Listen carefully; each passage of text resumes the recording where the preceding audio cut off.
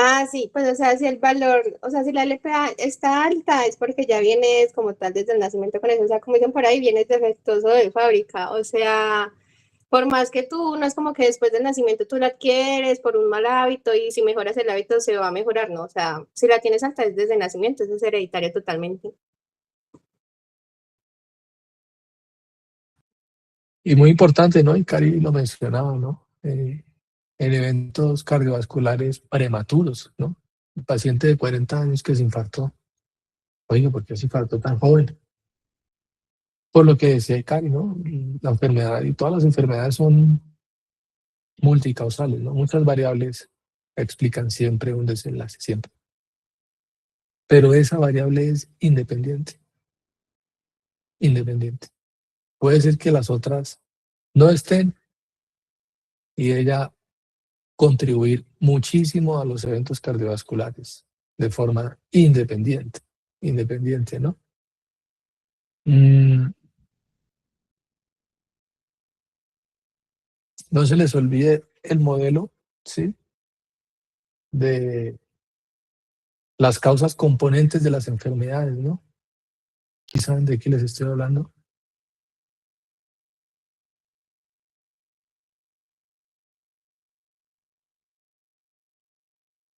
Ustedes han escuchado lo de el modelo de la torta, ¿no?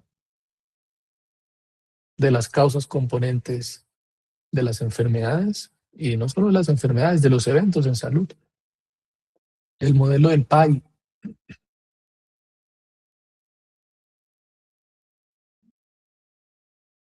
No, profe.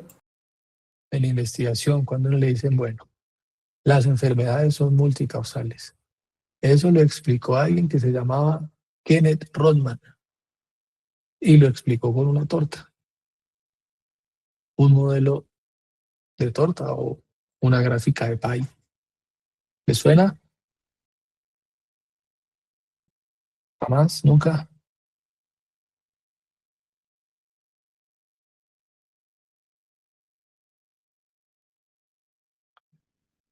Les voy a compartir un segundito, ¿no? La imagen de lo que él quería transmitir en su modelo, ¿no? Entonces ustedes tienen que pensar las enfermedades siempre así, así, así. Esto fue lo que él diseñó. ¿Se ve mi imagen, estimados? Entonces él decía, el modelo de Rodman se llama, que para que algo le ocurra a un paciente o para que un evento ocurra en salud, yo tengo que tener causas suficientes, una causa suficiente, ¿sí? Eh, pero que las causas suficientes están compuestas por causas componentes, ¿no? Entonces, A es una causa componente, E, D, B, cada uno es una causa componente de todo el modelo, ¿sí?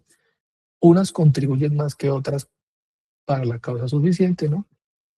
Pero cuando yo constituyo una causa suficiente en este modelo 1, cuando todas estén juntitas, ya tendría una causa suficiente para que al paciente le pase algo. ¿Listo? Pero hay modelos que mm, siempre tienen una causa componente, siempre. Y están todos. Entonces uno dice, la causa componente A también pertenece al modelo 2 y también pertenece al modelo 3. Es decir, que para que al paciente le pase esto, por alguna de las causas suficientes que vemos ahí, eh, siempre tiene que haber una causa necesaria dentro de las causas componentes y esa causa será A. A está en todos los modelos, siempre. Está en el modelo 1, en el modelo 2, en el modelo 3 y eso es lo que uno llama una causa necesaria, ¿sí? Una causa necesaria. ¿Por qué? Porque la enfermedad igual se puede presentar con o sin H. Miren que aquí no está incluida H, pero en otro modelo de enfermedad sí la incluyen, ¿sí? Entonces H no es una causa suficiente, ¿no? O una causa más que suficiente, una causa necesaria, perdón, causa necesaria, como sí lo es A. ¿Por qué? Porque A tiene que estar en todos los modelos. Siempre tiene que estar. Siempre. A, A, A. Entonces, ejemplo, el virus del VIH siempre tiene que estar para que a una persona le dé síndrome de inmunodeficiencia. Siempre. Y las otras causas que acompañan al modelo de la enfermedad, pues pueden que estén o que no estén, ¿no? Puede que sí, puede que no. No todas las causas de VIH implican una relación sexual, ¿no? Entonces el modelo de Rodman decía un poquito de esto. ¿Listo? Entonces un paciente se infarta, porque es hipertenso, porque tiene colesterol LDL alto, porque fuma, porque es diabético, porque es sedentario. Unas variables pueden contribuir más a que se presente, ¿no? Pueden ser un factor de riesgo más alto que otro. ¿Listo? Pero cuando todas están juntas, de pronto ya tengo la causa suficiente para que los pacientes se me empiecen a infartar. ¿Bien? ¿Sí es claro eso? ¿Me siguen ahí? Entonces los modelos multicausales, ¿no? Son modelos multicausales. Y a veces una variable depende de la otra, ¿no? Y se conocen como variables dependientes, pero la LPA es independiente. O sea que ella podría explicar muchísimo de los eventos cardiovasculares prematuros de los pacientes, por ejemplo. Porque el paciente no fuma, no es obeso, es un man joven y ¡pum! Se infartó. ¿Me siguen un poquito el modelo de Rodman? Sí, ¿no? Muy famoso, ¿no? El modelo de Rodman es muy famoso en todo el mundo. En todo el mundo. ¿Listo? Así es. El modelo de la causalidad. ¿Qué oímos? Y ahí es donde lo que pues, vieron en investigación, ¿no? Hay causas necesarias. Siempre tiene que haber una causa que sí o sí tiene que estar dentro del modelo. Si ella no está en el modelo, no ocurre, ¿no? La tuberculosis, bueno, la bacteria siempre tiene que estar. El hacinamiento no alcanza solo para tuberculosis, ¿no? Tiene que ser hacinamiento, pero la bacteria sí o sí tiene que estar. Pero hay personas que no se hacinan y que igual les da tuberculosis. Si oímos, creo que alguien levantó la mano. Bueno, eso se llama el modelo de Rodman. ¿Listo? Y eso sirve mucho también para el estudio de las reacciones adversas, porque las reacciones adversas no solo ocurren por tomarse un medicamento. Profe, pues yo fui el que levanté Clara, la mano, pero pues era así un Santiago, error, pero pues me entra pues como la curiosidad. Entonces, para cada evento tiene que ver pues una causa pues fija, ¿no?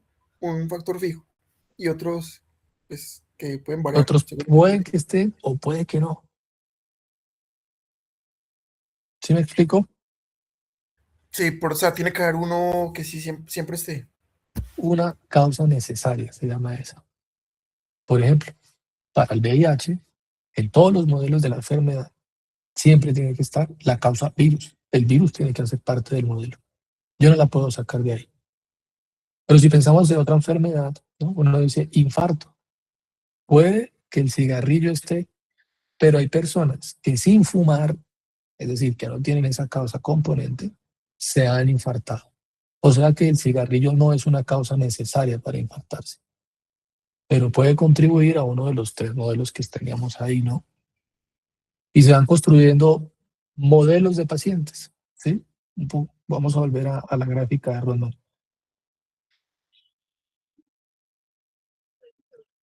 Entonces uno dice, en el modelo del paciente, el paciente que es tipo 1, ¿no? O que constituye o que tiene estas variables. Esto, pongámosle, no sé, eh, tuberculosis, E, hacinamiento, D, desnutrición, C, usar drogas intravenosas, ¿no? D, el alcoholismo. Todo esto me constituye una causa suficiente, ¿no? Para que el paciente le dé tuberculosis. Pero siempre será necesario que dentro del modelo está la causa necesaria, ¿no?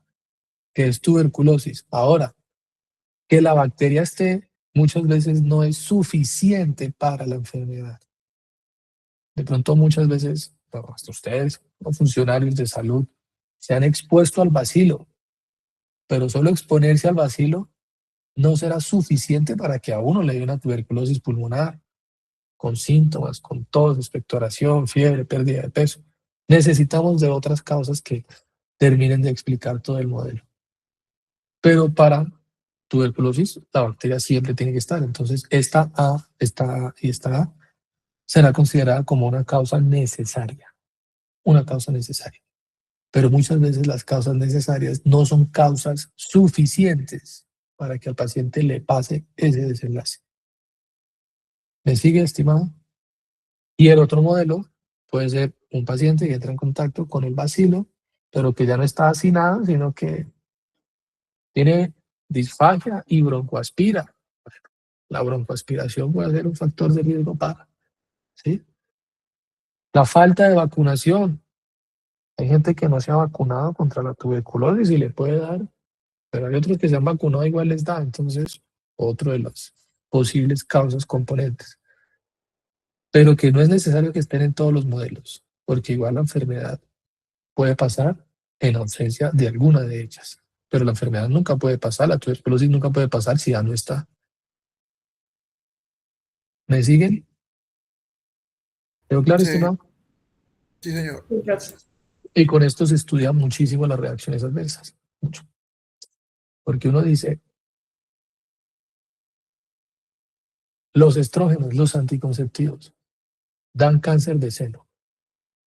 Si yo asumo eso de manera monocausal, pues entonces yo solo construyo mi modelo sin ninguna letra. Y quito todas las letras y solo digo, el estrógeno es suficiente y es necesario para causar cáncer de mama. Pero no, el cáncer de mama no solo es por la presencia del estrógeno. De pronto, si la mujer fumaba, de pronto se dan antecedentes familiares, de pronto tenía una condición genética y cuando sumo todas las variables, ahí sí le va a dar cáncer, ¿no? De seno. Entonces uno dice, es que los estrógenos producen mucho cáncer de seno. ¿En qué tipo de paciente? ¿Qué otras condiciones tiene que tener la paciente? Para que yo pueda seleccionar bien mis medicamentos, ¿no? En función de las características de los pacientes para decirle, oye, no, tú tienes un altísimo riesgo de cáncer de seno, porque es que construyeron un modelo número 1 que decía que las pacientes, mujeres que tomaban estrógenos y que la mamá tenía cáncer y que la hermana también y que les daba muchísimo. Bueno, mejor quitemos el estrógeno de ese modelo porque si yo te lo doy, termino de constituir el modelo y pasa la reacción adversa. Y ahí sí pasa.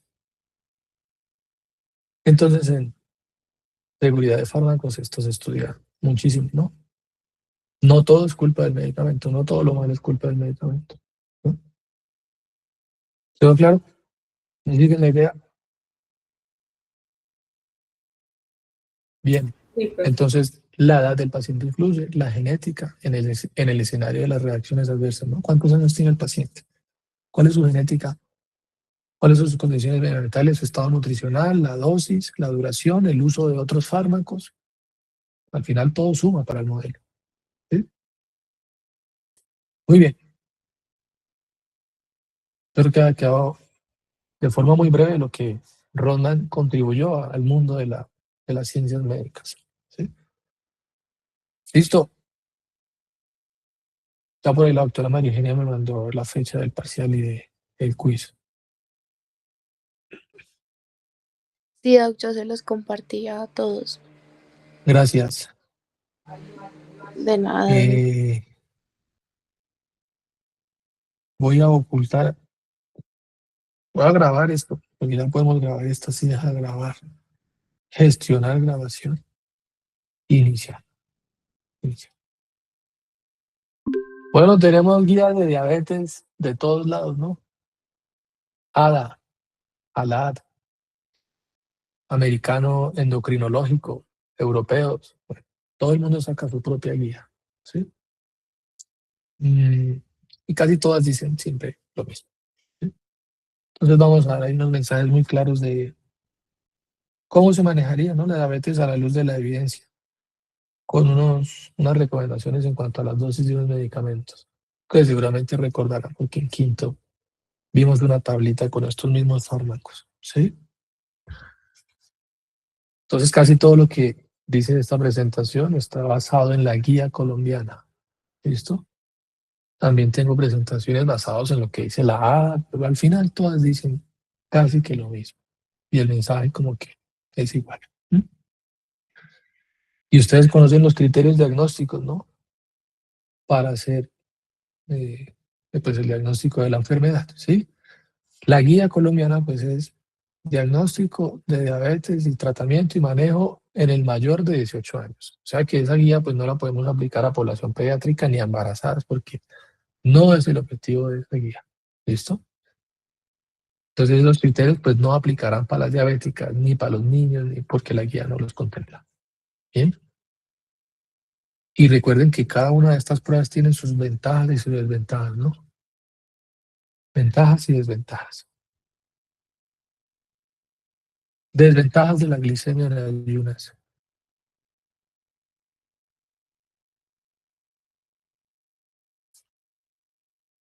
Desventajas de una prueba de glicemia en ayunas.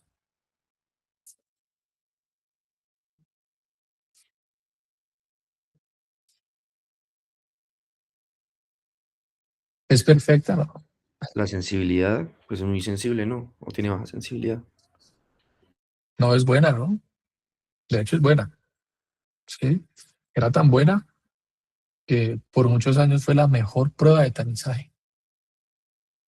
A uno lo mandaban a tamizar esto, la diabetes, con una glicemia en ayunas. ¿Sí?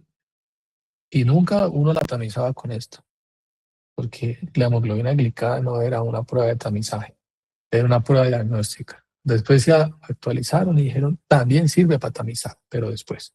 ¿Sí? Pero ¿cuáles serían las desventajas de las glicemias en ayunas para el diagnóstico de la patología?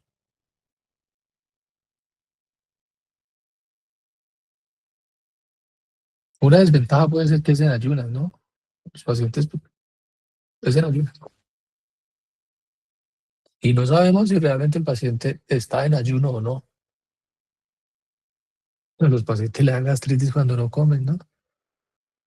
Y los pacientes pueden mentirnos, pueden mentir.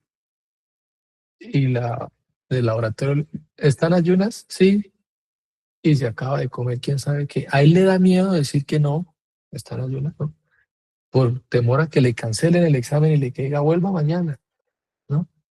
Pero bueno, si los pacientes quieren decir mentiras de que no están en ayunas, pues. Pero una desventaja es esa, ¿no? Que sí o sí tiene que haber un ayuno de 8 horas. 8 horas, relojito. ¿Sí? Tiene que haber un ayuno. ¿Qué otra desventaja se les ocurre?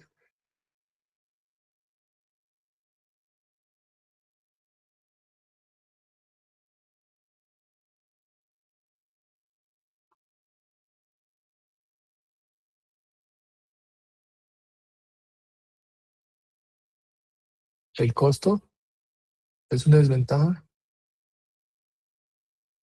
o es una ventaja? El costo es una ventaja. El costo es una ventaja. O sea que es una prueba muy conveniente porque es muy fácil de hacer, ¿no? Es fácil de procesar y es económica en comparación a otras pruebas. Entonces es muy conveniente. Las ventajas como que están más claras que las desventajas. ¿Qué otra desventaja se les ocurre? Doctor, Juan, se cortó, no sé, o el que la persona que abrió el micrófono no alcanza a oír nada. ¿me escucha? Sí, bien, ahí te oímos. Yo diría que, como usted decía ahorita, muy aguda, muy pronto, 8 horas no más, correspondiente a las otras que son más de larga data. O sea, ¿No? que es muy Entonces, pronto, un muy examen bien, muy, muy agudo, ¿no? Es una medición muy aguda, muy muy aguda, pronto. ¿sí? Entonces a veces los pacientes llegan deshidratados, ¿no? Estuvieron de fiesta el día anterior. Enguayabados, amanecidos. Si un paciente no duerme del estrés del cortisol, solo por no dormir, eso hace que la prueba salga alterada. Entonces puede ser una prueba que se modifica por otras variables como la deshidratación, el estrés, el trasnocho, y uno le dice al paciente, vengan ayunas. Llegó en ayunas, pero no durmió.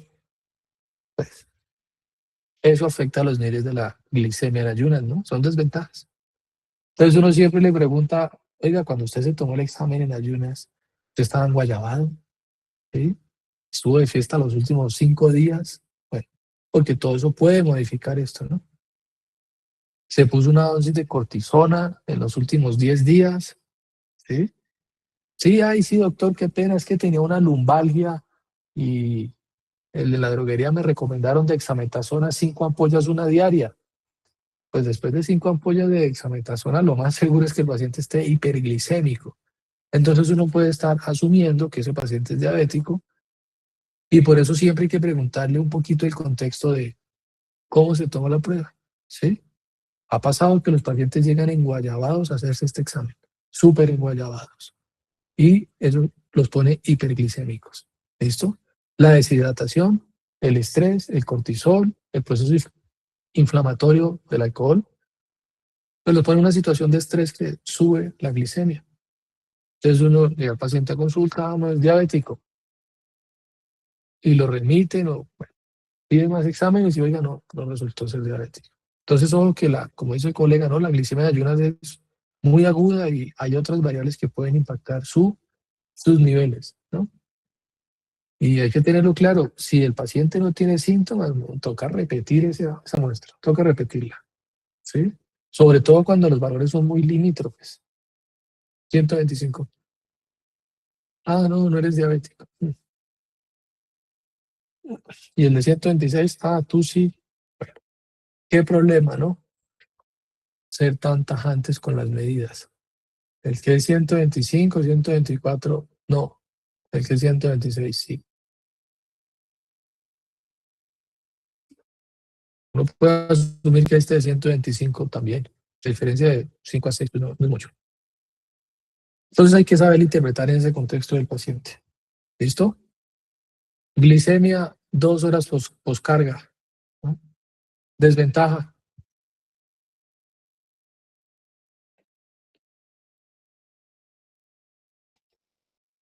Que hay veces no lo hacen con la carga de glicemia adecuada. A veces no se les da los 75 gramos bueno, y asumen que es mandarlo a desayunar, ¿no? Tiene que ser 75 gramos de glucosa. Eso no es Valle, desayuno y vuelva. Eso es diferente. Eso es una glicemia postprandial. Esa es una desventaja. Hay que saber hacer la prueba. Segundo, hay que poner a esperar al paciente 2 horas. 2 horas, ¿no? Después del vaso, quién sabe cuánto tiempo se gastó para llegar, que le hicieran una de ayunas, le dieran el vaso con azúcar y esperar a 2 horas y le volvieran a tomar la glicemia. Y esto puede ser un inconveniente, este tiempo, esas 2 horas. ¿Listo? Entonces, se han validado hoy nuevos criterios diagnósticos para la diabetes. Nuevos criterios diagnósticos, en donde hacen no la medición a las 2 horas, sino a la hora. Pues porque si a las 2 horas está mal, es probable que a la hora, si el paciente de verdad es diabético, también salga mal ese examen, ¿no? También salga mal. ¿Será el mismo valor?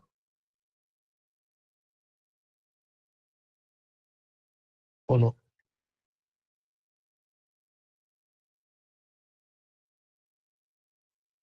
Pero la Federación Internacional de Diabetes, ¿no? Federación Internacional de Diabetes propone no esperar 2 horas, sino una horita. Puede ser suficiente. Pero la pregunta es, ¿y también son 200? ¿O será menos? ¿O será más de 200? ¿Qué opinan? Alejandro, que hoy no ha dicho nada. No, yo ¿Esto creo qué que es? lo mismo. Leslie, Michelle, ¿esto qué es?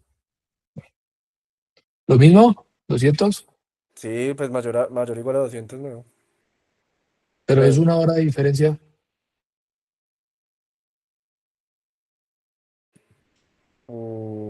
sí, mayor o igual a 200. Según la Federación Internacional de Diabetes, o se lo está imaginando. Me lo estoy imaginando porque no sé. Entonces, ¿qué hay de tarea para todos, no? Confirmar si es el mismo 200 o si es un valor mayor o si es un valor menor, ¿no? Porque cuando se ponga de moda esa prueba, que ya está validada y que se puede recomendar para hacer diagnóstico, entonces uno ya no le va a decir al paciente, espéreme 2 horas, sino espéreme 1 horita nomás, 1 horita. Y eso cambiará muchas conductas de los médicos, muchas, ¿no? No es lo mismo decir al paciente, espéreme 2 a 1, créanme. ¿Te oímos?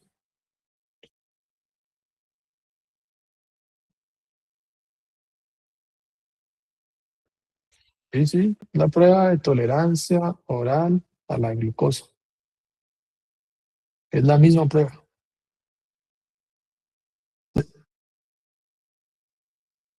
Vienen unos sobres de glucosa anhidra en 75 gramos exactamente, se disuelven en un vaso de agua. El paciente se toma eso y a las 2 horas vuelve. Hay que decirle al paciente que le va a dar mareo. Hay gente que se vomita después de tomarse eso, ¿no? Profe, Y se toma la muestra. ¿Te oímos? ya Pero es la confirmé misma lo de la prueba de glucemia. tolerancia oral a la glucosa. Ya Adelante, confirmé lo estimada. de glucemia. Es que yo tengo acá la guía y ya lo ¿Cuál rectifiqué. guía? La ADA. Ajá. Entonces la ADA 2025 dice que glucosa 2 horas post. Entonces, o sea, posteriormente, la que dices ahí está confirmada mayor o igual a 200 miligramos por decilitro. Y dice 75 gramos de glucosa disuelta en agua. De acuerdo. Y ahí no hay punto de discusión. Son 2 horas. Pero Sí. la pregunta que les hago es, hay una federación de diabetes que se llama la Federación Internacional de Diabetes y ellos dicen, pobres pacientes esperando 2 horas. Mejor pongámonos a esperar 1 para hacerles el diagnóstico. Y la pregunta es, después de 1 hora, también se esperan 200, como es 1 hora, entonces le doy la mitad de la carga, medio sobre, y será la mitad del valor. Pero lo que tú dices, claramente, el O sea que diagnóstico es 2 horas cuánto se les después. da. Dime, O sea, la tarea es buscar cuánto se les daría en 1 hora. sí, ¿Cuántos gramos? ¿cuál es el criterio de la prueba de 1 hora? Ok, ok. De esta prueba que nos invita a que no hagamos esperar a los pacientes 2 horas. ¿Sí? Eso no sale en la guía colombiana, estimado. Ni siquiera la ADA lo menciona. No, no todavía. O de pronto ya le hace alusión a esa prueba que sugiere otra federación diferente a la ADA. Diferente. Pero que puede cambiar la forma en cómo ejercemos nuestra medicina, ¿no? Y cómo hacemos los diagnósticos. Creo que alguien levantó la mano.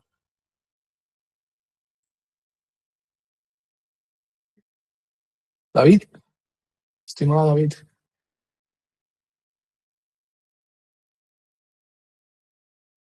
Bueno, creo que David se le subió o algo pasó con el micrófono de David. Entonces, esta está validada, esta está súper contravalidada y aparece en la AD y en la guía colombiana y en ALAD, que es la Sociedad Latinoamericana de Diabetes, también está lo mismo, ¿no? La hemoglobina glicosilada. Ventajas. David, ahora sí te oímos. Ya, profe, es que no se quería activar el micrófono. Te oímos. Pues según lo que yo tengo en unos apuntes del el semestre pasado, pues decía que se le daba la misma carga, los mismos 75 gramos, y a la hora pues no se esperaba que tuviese mayor de 200, sino entre 180 creo que es. O sea, el valor es un poquito más bajito, hasta aquí, Sí, más bajo. 180. 180. Según la Federación Internacional, ¿no? Pero ese dato, pues tenemos que ir a corroborarlos todos a la guía. Pero de pronto es menos, pues porque el tiempo de medición es menor. ¿Listo? No se les olvide, Federación Internacional de Diabetes. Nuevo criterio de diagnóstico de diabetes diferentes a los que ya todos conocemos. Gracias, estimado, por su intervención. Ventajas de la hemoglobina. Ventajas.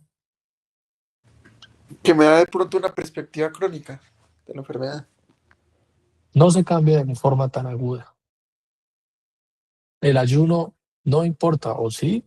Entonces le decimos que vengan ayunas también. No, el ayuno no importa. El paciente no necesita estar en ayunas. La puede usar hasta en urgencias. Si quiero hacer el diagnóstico de una diabetes, en urgencias, porque los pacientes llegan hiperglicémicos en urgencias por la infección, el trauma, el sangrado, la intoxicación, toda situación de estrés que liga el cortisol o las hormonas contrarreguladoras pondrán a los pacientes hiperglicémicos. Entonces uno dice, jefe, tome una glucometría al paciente que acaba de llegar a la reanimación. Uy, doctor, 200. Y me dice, ¿este man será diabético? Porque como el criterio dice que por arriba de 200 son diabéticos, y uno queda con la duda. Después de que se estabilice, uno dice, oiga, me quedó sonando ese 200.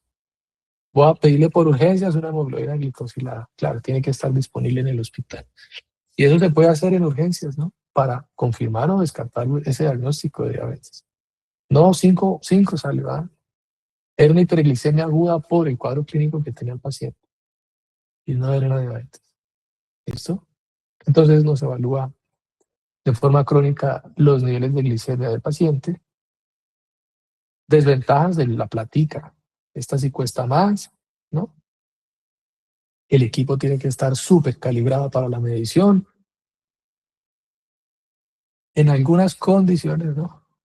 Embarazadas, niños o cualquier condición que cambie los niveles de hemoglobina, pues nos cambia la forma de interpretar el examen, ¿sí? Entonces aquí una historia de la vida real. Paciente va al médico, pide hemoglobina glicosilada porque sirve para tamizaje y para diagnóstico. Antes solo para diagnóstico y después dijeron, no, es una buena prueba para tamizar. A la paciente le sale 6.5. Se confirma el diagnóstico de diabetes, ¿no? La paciente queda con la duda, hace ejercicio, come bien, es delgada, no fuma, nunca malos hábitos, nunca hay diabetes en su familia, ella no come dulce, nada. Entonces ella no sabe dónde salió eso. Glicemias en ayunas, 70, 80, normalito. Poscarga, normal. La prueba de tolerancia oral, esta, normal. Pero le mandaron metformina con linagliptina para esto, ¿sí? De una. Se lo formularon. Pero la paciente tenía un antecedente de púrpura en la infancia, de púrpura. Y el manejo de esa púrpura fue una esplenectomía. Si los pacientes tienen esplenectomía, eso cambia la vida media de los glóbulos rojos. Si cambia la vida media de los glóbulos rojos, cambia los niveles de la hemoglobina. Entonces siempre hay que interpretarla en el contexto del paciente y que no pase esto, que glicemias en ayunas, pre y poscargas normales, esto que nos dice que tiene diabetes, con un antecedente de una paciente que tiene una esplenectomía, en donde los niveles de hemoglobina serán diferentes a pues, a alguien que no le han quitado el vaso, ¿no? Bien, entonces también tiene sus ventajas y sus desventajas. Ventaja, la cronicidad que nos da. El paciente no necesita estar en ayunas, ¿no? No se modifica tan de forma aguda como si la glicemia en ayunas. ¿Listo? pero ante patologías, ¿no?, que pueda tener el paciente, insuficiencia renal crónica, embarazo, anemias hemolíticas o anemias, cualquier tipo de anemia, pues eso cambia sus niveles. Y ahí ya no se puede interpretar, ya no nos sirve como criterio. ¿Listo? Por eso en las embarazadas pues no se usa la hemoglobina para el diagnóstico, no se usa, se usan las glicemias. ¿Sí? Porque no es tan fácil de validar esta prueba en las embarazadas teniendo en cuenta los cambios de sus hemoglobinas, la anemia dilucional, los cambios en el volumen circulatorio, etc., etc. Y glicemias al azar por arriba de 200 con síntomas, ¿no? Con síntomas. Y como decíamos, en ausencia de síntomas es mejor repetir esa prueba o confirmarla con otra. ¿Listo? Y una recomendación es que si de verdad estamos sospechando que el paciente es diabético porque tiene muchos síntomas, polidipsia, ha perdido peso, está polifágico, tiene una glicemia en ayunas que ya nos dice que está en 300, oiga, pues es bastante razonable pensar que de verdad es una diabetes. No se arriesguen a hacerle una prueba oral de estas, ¿sí? ¿Para qué quieren someter a toda esta cantidad de azúcar a un paciente que ya de entrada tiene una de 300? De pronto se le pasa un estado hiperosmolar por ahí, ¿listo? Y desencadena una crisis hiperglicémica aguda por una prueba diagnóstica, ¿sí? Entonces a veces en algunos laboratorios antes de una pre y una poscarga le hacen la pre y le toman una glucometría y si salen 400 dicen no, ¿cuál poscarga? Ni la vamos a hacer, ¿sí? Ni se hace. Entonces a veces los laboratorios se cuidan para pues no tener problemas con esto de la poscarga. ¿Listo? Bueno, objetivos. El principal objetivo de la diabetes es disminuir las complicaciones microvasculares. Y eso impactará las macrovasculares. Eso siempre se los van a preguntar en medicina interna. ¿Por qué hay que tratar la diabetes? No, porque el paciente no se muera, no sé qué. Disminuir las complicaciones microvasculares, ¿no? Y siempre el manejo pues tiene que estar guiado por metas individualizadas. Pero así como decíamos en hipertensión, pues la meta para todo el mundo, la meta general es menos de 7, en la mayoría, la meta general. Pacientes jóvenes con bajo riesgo de hipoglicemia, que no tienen comorbilidades, ¿no?, que tienen una buena red de apoyo, pueden ser más estrictos. Y en los adultos, así como hablábamos en hipertensión, pueden ser más flexibles, ¿no? Adulto mayor que vive solo, que tiene mala red de apoyo, que tiene riesgo de hipoglicemia, que tiene un patrón de alimentación bastante deficiente. Y ahí es donde viene la diabetes tipo 5, ¿no? Diabetes tipo 5, causada por desnutrición. ¿Listo? Y en Colombia pues hay mucha desnutrición, muy malos patrones alimentarios a nivel de todos los grupos etarios, ¿sí? Entonces en esos pacientes un poquito más laxos. ¿Listo? Porque la hipoglicemia es más peligrosa que la hiper, como ustedes lo saben. Bien. Estas metas no nos pueden hacer olvidar las otras metas, porque entonces uno se enfoca en la diabetes y se le olvida que el paciente es hipertenso, que tiene un riesgo cardiovascular elevado, ¿no? Con las escalas que se usan para estimar este riesgo cardiovascular. El control de los lípidos, o sea que esto va de la mano con la guía de dislipidemia, en donde en las categorías de riesgo, paso 1, paso 2, paso 3, siempre preguntan, ¿el paciente es diabético, sí o no? Porque la diabetes, pues, es un factor de riesgo, ¿no? Para eventos cardiovasculares y de entrada todo paciente diabético es alto riesgo cardiovascular y uno tiene que ser exigente con las metas de los lípidos en ellos, ¿no? Y reducción de peso. Hay que apuntarle a bajar de peso si el paciente tiene una obesidad asociada al cuadro clínico. ¿Listo? Entonces no olvidar las otras metas. La educación, el acompañamiento, la psicoterapia, que vaya al nutricionista, que haga ejercicio. Bueno, el hack trick de la diabetes, ¿no?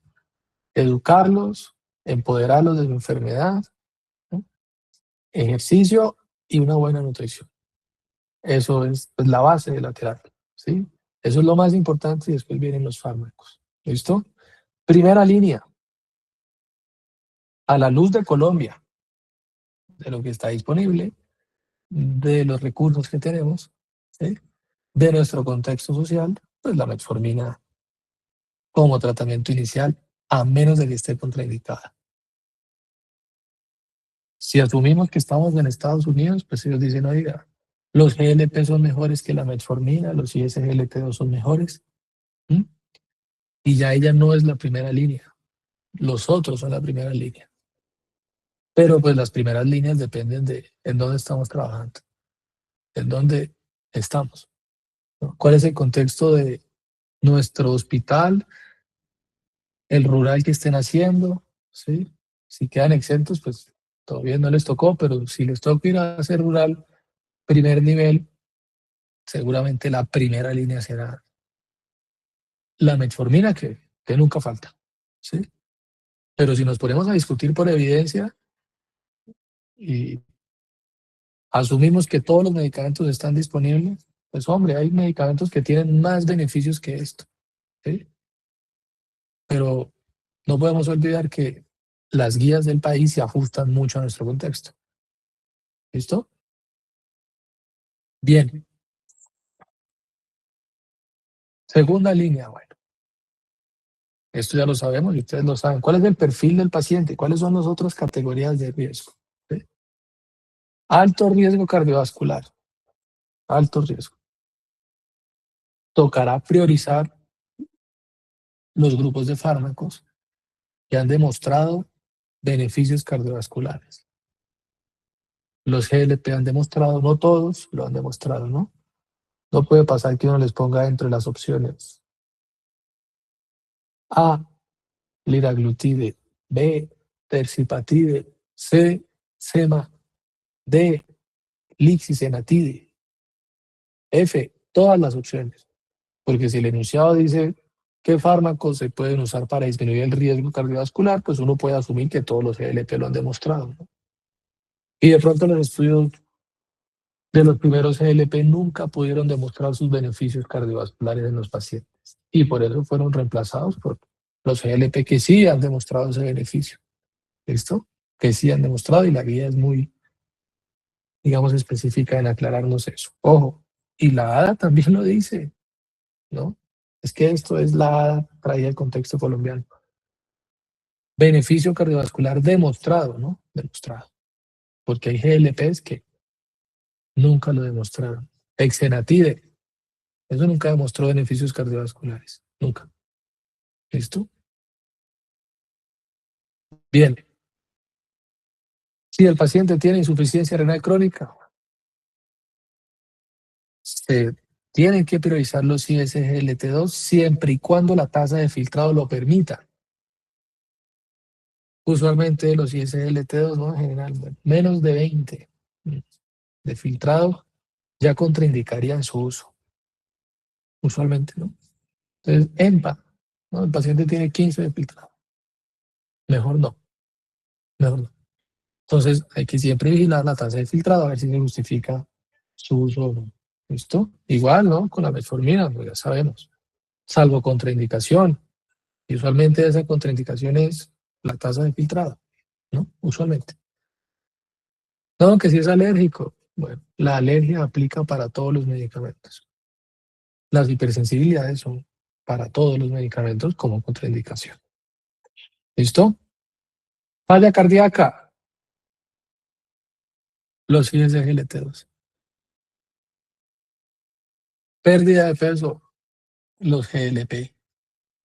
Más que el ISGLT2. Porque los GLP pierden más que los otros. ¿Sí? Si no hay plata, entonces los antidiabéticos, que son económicos, ¿no? Como las sulfonilurias, considerando su altísimo riesgo de hipoglicemia. Y otros efectos adversos como, ¿no?, la ganancia de peso. La ganancia de peso. Porque pues este grupo de fármacos como aumenta la liberación de insulina. Y ustedes saben que la insulina es una hormona lipogénica. Entonces, eso puede ser algo en contra de los beneficios del paciente. Pero cuando no hay más platica, bueno, tocará utilizar medicamentos muy antiguos que tienen varios inconvenientes. ¿Listo? Entonces, si se dan cuenta, la guía colombiana está traducida al español de lo que dice la DANA en cuanto a el perfil del paciente, ¿no? Y lo que deberíamos utilizar. ¿Bien? ¿Qué escogen, EMPA o DAPA?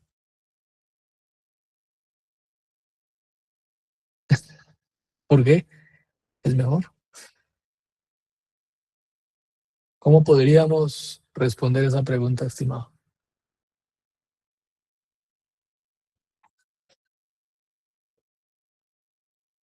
Ajá. Hágale. Vamos a dibujar esto aquí. No, pero saquen el estudio, búsquenlo, no pasa nada si tienen el apunte, el PDF, el PowerPoint, lo que tengan. Búsquenlo. Pero vamos a tratar de dibujar lo que hicieron en el estudio. Me imagino que eran un montón de pacientes diabéticos, ¿o no?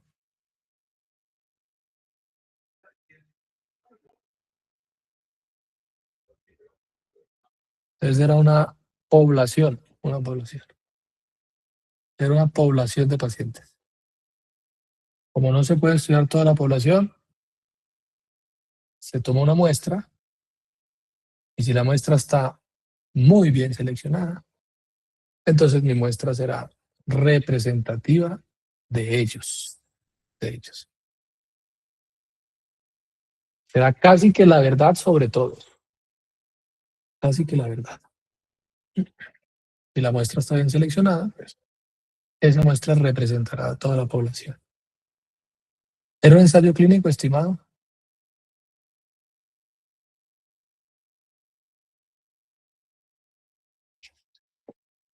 Todos los otros están invitados a participar, ¿no?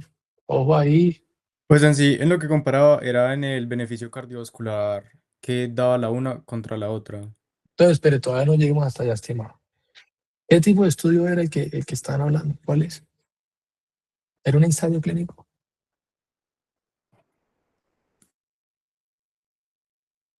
Estamos hablando de una población donde toman una muestra. Me imagino que a unos les habrán dado EMPA y me imagino que a otros les habrán dado DAPA. Y al final del seguimiento, ellos querían ver ¿qué dijiste? De cardiovascular, ¿no? Desenlaces cardiovasculares. Profe, pero creo que fueron 2 estudios por separado. ¿Cómo así? Sí, y las poblaciones pues eran, o sea, en los 2 estudios eran diferentes. Y entonces, ¿cómo?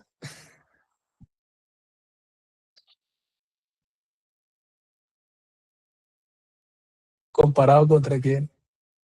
Imagínense.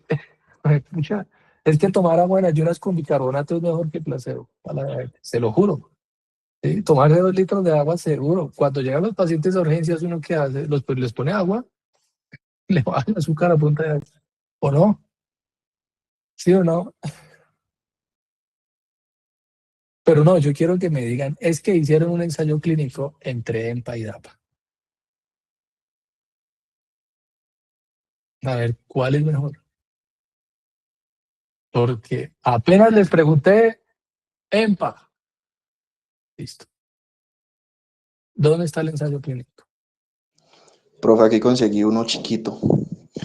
¿Entre ellos dos? Sí, dice que se incluyeron 350 pacientes. Entonces hágale, Juan. Compártanos. ¿Puede compartir? Si no, me manden el link y yo lo abro acá. Bueno. Vamos a ver. Espera a ver si me acuerdo cómo comparto.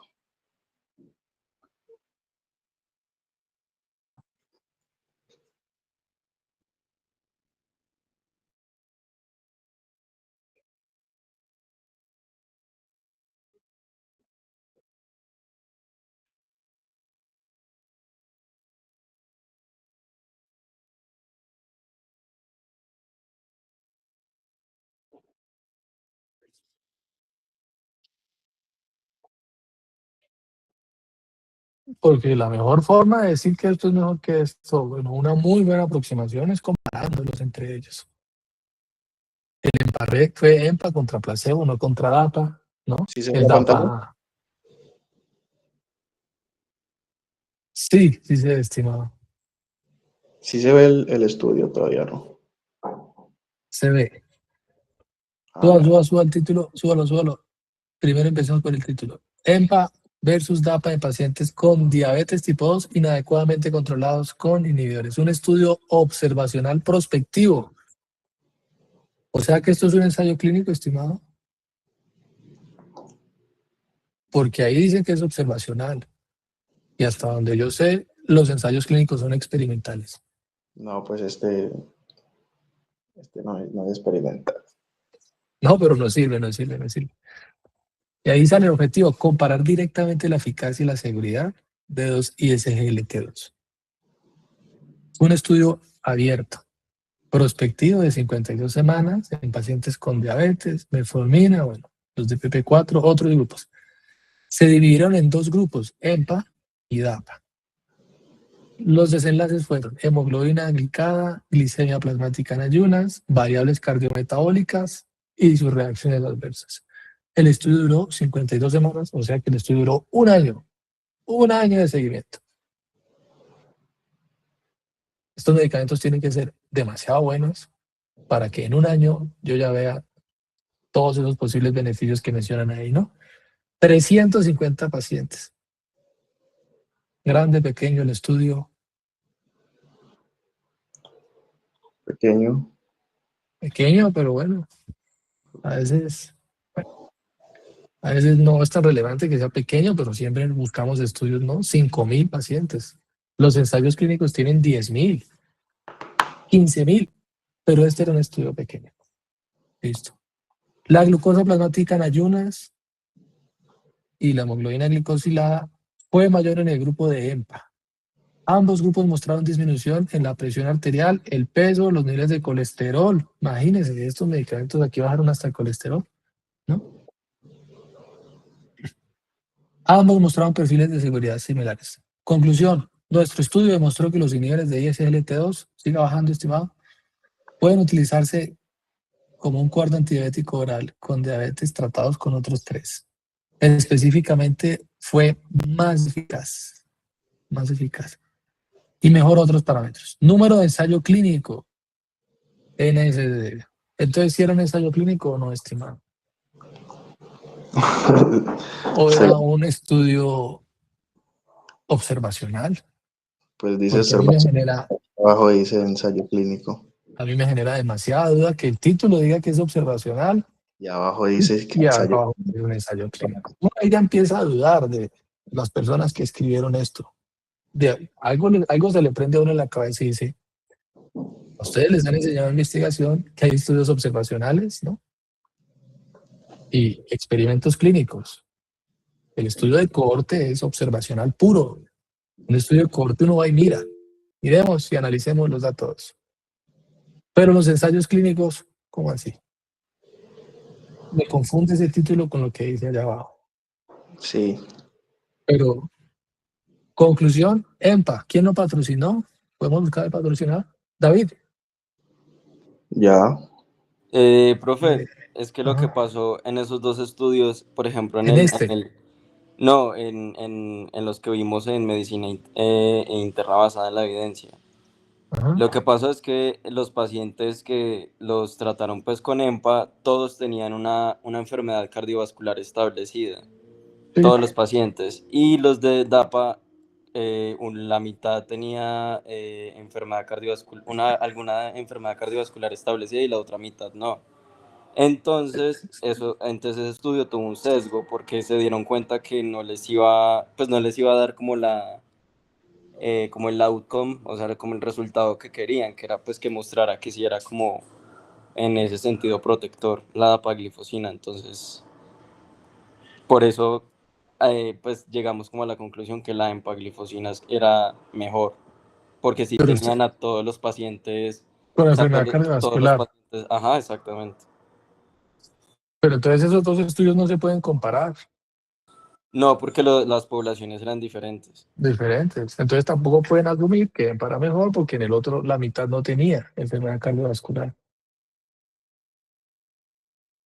¿o No, no? o sea, lo que se dieron ¿Sí? cuenta es que no les iba a dar el resultado que querían, entonces metieron pacientes, pues según lo que tengo entendido, metieron pacientes que no tenían como un riesgo cardiovascular. O no sé, mis compañeros que están viendo la lectiva conmigo que dicen o si estoy equivocado.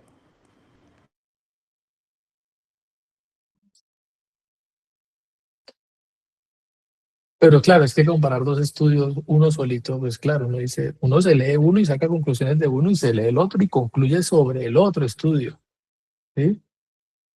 Pero yo tampoco puedo asumir que en paz mejor porque en el otro no hayan incluido a la mitad de población con enfermedad cardíaca o cardiovascular establecida. No sé, yo les estoy preguntando cuál es mejor. Y lo mejor sería buscar un ensayo clínico controlado, que diga aquí ensayo clínico controlado.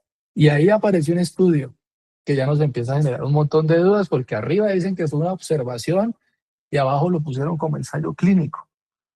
Al fin, ¿qué? ¿Experimentaron con los pacientes o solo fue observacional?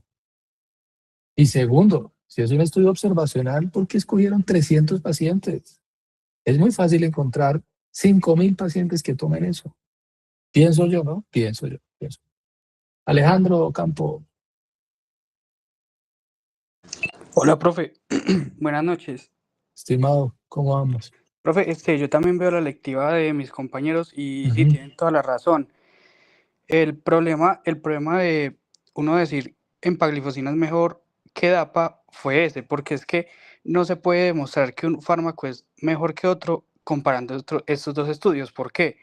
Porque el perfil de ambos estudios eran completamente diferentes. Mientras que, por ejemplo, de Claire, que era el de DAPA, si no estoy mal, Contra placebo. exacto, él lo que hacía era como una prevención primaria, mientras que empaglifosina hacía la prevención secundaria, cuando ya estaba presente la enfermedad. Entonces, básicamente, pues claro, uno puede decir, empaglifosina es mucho mejor porque demuestra muchos efectos positivos y beneficiosos contra el otro, pero pues viéndolo de una manera, pues no se podría decir eso, pues por lo que anteriormente dije. Yo estoy de acuerdo con lo que usted dice, estimado. ¿Sí?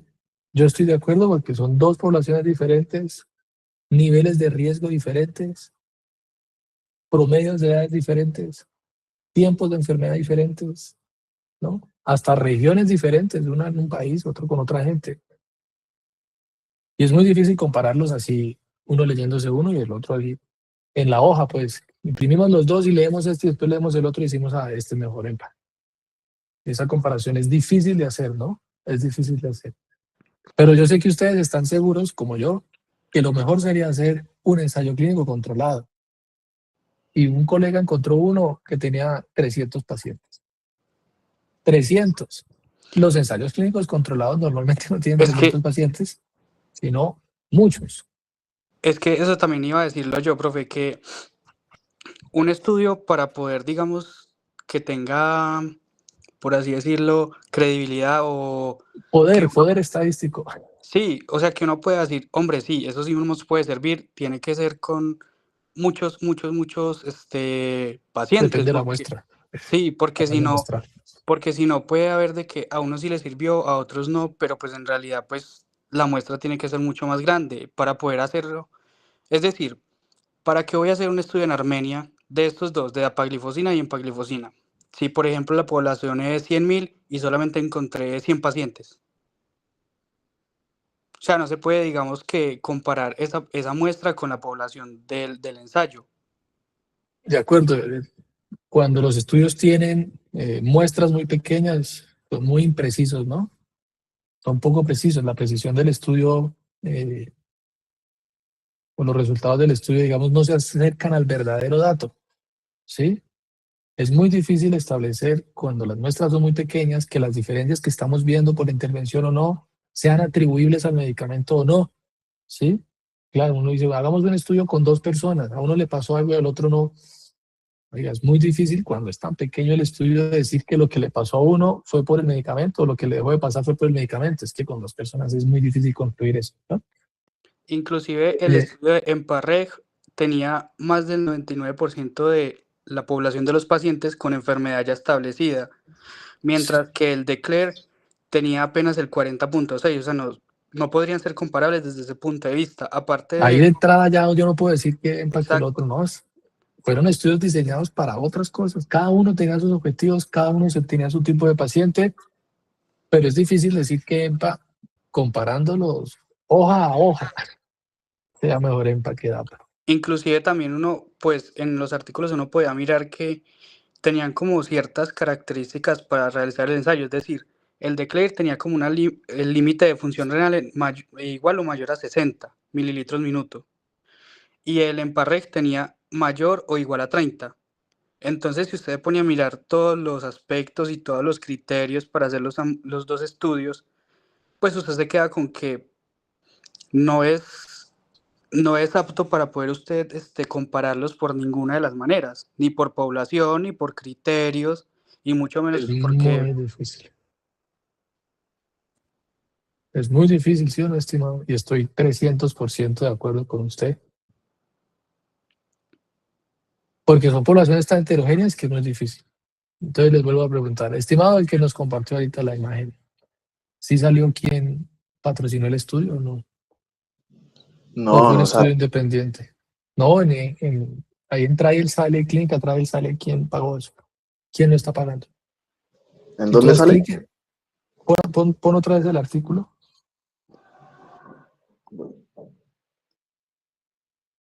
Pero bueno, bienvenidos todos a la discusión, ¿EMPA o DAPA? Unos ya se casaron con EMPA, por el Emparrec, contra placebo, ¿no?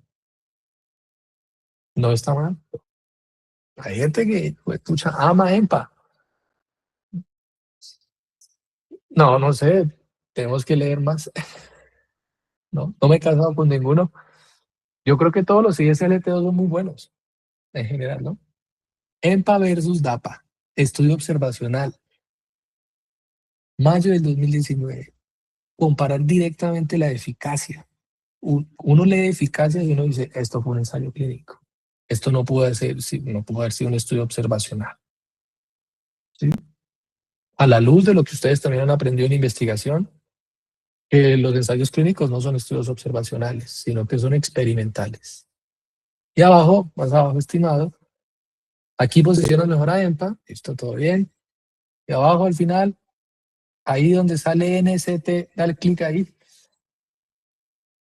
NST, eso te debe mandar el protocolo, ¿no? El protocolo resumido del estudio. Entonces ahí salen los investigadores.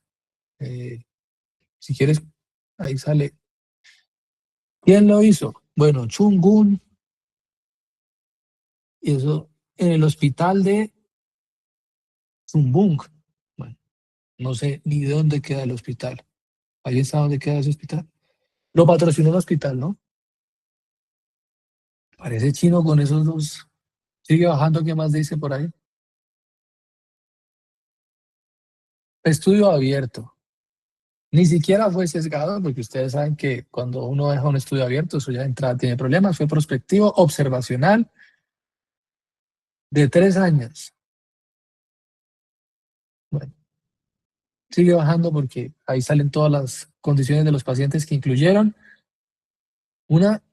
Imagínense, hicieron un estudio cabeza a cabeza. O sea que esto sí parece un ensayo clínico. Sigue bajando. Las dos intervenciones, más abajo, 600 pacientes. Observacional. Muy raro, como describen ellos este estudio. Y más abajo no dice nada más. Sí, Conflicto de está raro, intereses está raro de porque dice observacional y en una parte, no, y en una parte lo especifican como si fuera un ensayo clínico. en Corea del Sur lo hicieron. Curioso, ¿no? Que Corea del Sur. Normalmente uno no lee estudios de por allá. Quien hace los estudios grandes de Estados Unidos, Europa, bueno, toda Latinoamérica. Pero este estudio es bastante raro, pero bueno, vamos a asumir que le dimos credibilidad a esto y que la EMPA. Alejandro quiere participar, estimado Alejandro. profe, que sí, lo que iba a mencionar es que, como hemos visto en investigación, la, la forma más sencilla para uno saber si es un observacional o es un ensayo clínico es básicamente la terapia que usted le vaya a dar o la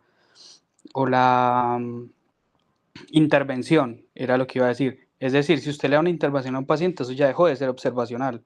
Eso ya es un experimento. Exacto, porque usted ya no está mirando a ver si pudo tener de forma, no sé, cualitativa o cuantitativa, pero sin usted darle la terapia.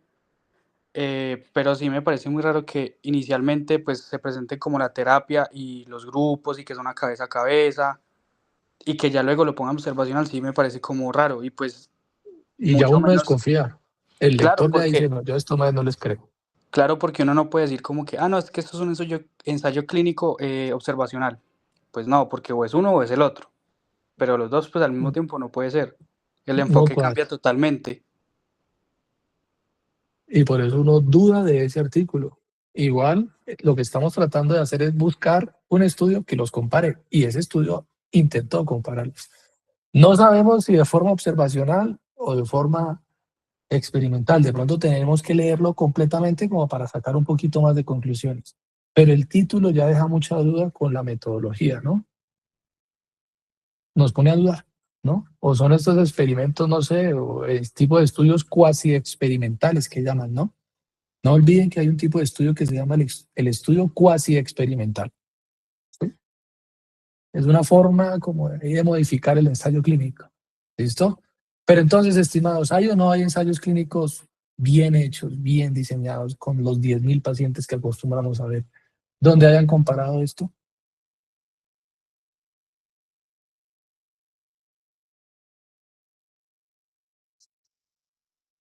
Y ustedes son unos magos buscando información. Con todas las ayudas, todas las CIA, eso encuentran muy rápido información sobre esto. Oiga, yo me puse a buscar un estudio, ensayo cabeza, ¿sí? O algo que me ayudara a responder esta pregunta, ¿no? Me encontré esto. Me encontré este. Efectividad. Ya la eficacia. Efectividad. De EMPA y DAPA. De EMPA y DAPA. A nivel renal y a nivel cardiovascular. A nivel renal y a nivel cardiovascular. ¿Qué es mejor, un ensayo clínico o un estudio de cohorte? ¿Seguro?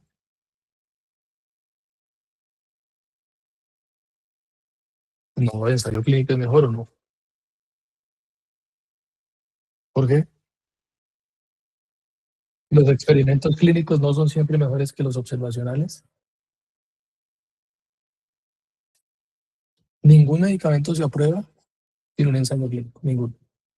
Todos se someten a un ensayo clínico antes de su aprobación o antes de una nueva indicación. Los estudios que tiene EMPA contra placebo le dieron todas sus indicaciones. Pacientes con falla cardíaca, pacientes con enfermedad renal, pacientes con diabetes, todos sus ensayos clínicos dieron todas sus aprobaciones. ¿Sí? Pero ¿y entre ellos qué? ¿Cuándo se van a comparar? ¿Nunca? Ok. Deberían compararse. Entonces, ¿qué es mejor? Los ensayos clínicos. Alejo, ¿quiere participar? Que tiene la mano arriba, qué pena. ¿O fue que se quedó arriba? Bueno, creo que Alejo se nos perdió por un par de minutos. Oiga, ¿alguna mujer que las mujeres ya no hablan o qué? Miren, por aquí hay una. Leslie. Leslie, ¿tú qué opinas? ¿Cuál te gusta más, EMPA o DAPA? Si EMPA es mejor, la guía colombiana tiene que decir que le pongamos empaglifosina a los pacientes. Si es mejor, ¿no? Tocará leer toda la guía, estimados, que está en la plataforma. Si no está, pues te la subo, pero yo creo que sí está. Guía colombiana de diabetes. Fácil de encontrar. Pero si EMPA es mejor, entonces los autores de la guía habrán dicho, médicos formulen EMPA en vez de DAPA. Bueno, las mujeres. Rincón, ¿qué opinas? ¿No estás, bueno?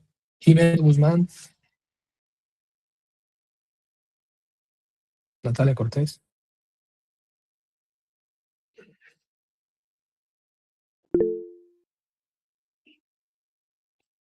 Bien, volvió Diego. Hoy las mujeres no quieren participar. Está bien. Profe,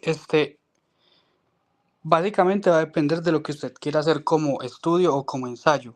Es decir, Yo quiero saber qué es mejor. por eso, pero entonces va a depender. Por ejemplo, en un ensayo clínico uno puede controlar el experimento y básicamente puede ser más seguro, mientras que en un estudio de cohorte, usted como investigador o como el equipo de investigación, usted lo que va a hacer es que va a mirar lo que pasa, más no Si va a eso no hacer. es importante, es chévere ver lo que pasa, ¿no? Entre EMPA y DAPA es chévere ver lo que pasa. Entonces, ese es, pues es como una diferencia entre ambos. Estoy de acuerdo con usted, estimado. Pero Y entonces aquí, básicamente va a depender de lo que usted quiera hacer, de si usted quiere hacer una intervención o si usted solamente quiere mirar y la situación o la relación entre paciente y medicamento, o paciente terapia, o paciente y procedimiento, lo que usted necesite ver. claro, pero al final lo que nos importa saber es qué es mejor, EMPA o DAPA, en estos desenlaces, ¿no? Y sería un ensayo clínico, pero no lo hemos encontrado. Y mientras no haya un ensayo clínico controlado entre ellos, yo cómo voy a decir que DAPA es mejor que EMPA o que EMPA. Porque el ensayo clínico permite que las poblaciones sean comparables. Lo que no podemos hacer con el EMPA y el otro, el estudio de EMPA-RED y el estudio DAPA, ¿no? No nos podemos comparar porque las poblaciones son completamente distintas. Pero lo ideal será hacer un ensayo clínico controlado, aleatorizado, donde en la tabla número 1 del artículo nos muestren qué tanto se parecen entre el grupo EMPA y el grupo DAPA en todas sus variables: edad, sexo, comorbilidades, enfermedad cardiovascular establecida, nivel de hemoglobina glicada en ayunas, postprandial, lípidos, tabaquismo, obesidad, insulino, no insulina dependientes, usuarios o no de GLPs, todas las demás variables. Porque todas influyen, según el modelo de Rodman, en lo que vaya a pasar con ellos, ¿no? Estimado, iba a decir algo, pero no lo dejé, qué pena. No, profe, que quizá de pronto no existiera un estudio, no sé. Pues aquí estoy Tener- buscando otro, ¿no? Pero pues, no sé, me hace pensar que ya cualquiera puede publicar en esas bases de datos. No, ahí encontramos uno y para que lo lean allá en Medicina Basada en la Evidencia. Profe, queremos leer este ensayo clínico, a ver qué pasó en este estudio, porque hasta la fecha no sabemos qué fue lo que hicieron estos investigadores. Si ellos asignaron la intervención o fue el amigo del consultor al lado quien les asignó y ellos solo fueron y miraron lo que hizo el amigo. Entonces fue como un observacional experimental, o sea, una cosa así híbrida, rara, ¿no? Pero venga, en serio me preocupa que las mujeres no hablen mal. Ángela está por ahí. Gloria, Hola, Ángela, ¿qué opinas? ¿Cuál te gusta más, EMPA o DAPA? pues aquí estoy revisando un documento de la Universidad de Antioquia donde compara estos dos medicamentos. No ¿Qué sé, estudio es? ¿Nos puedes mostrar o mandar el enlace y yo lo comparto? a ver si quieres, ya un momentico, sí señor, ya lo envío. Entonces te envié un estudio en los mensajes, ¿no? Que está mirando. Ahora vamos a este. Este es un metaanálisis, ¿no? Otro tipo de investigación, DAPA versus EMPA en diabéticos tipo 2, ¿no? Conclusión, se necesita más estudio. Estos resultados tienen que ser interpretados con demasiada caución, ¿no? A pesar de sus diferencias farmacocinéticas entre estos fármacos, nuestros resultados sugieren que los desenlaces cardiovasculares en pacientes diabéticos tipo 2 son comparables, ¿no? De Profe, pronto con más beneficios en EMPA. qué pena, es que usted me llamó ahorita y me está fallando mucho el internet en la casa, entonces no le puedo responder. Tranqui. Cuando te funcione, te unes a la discusión.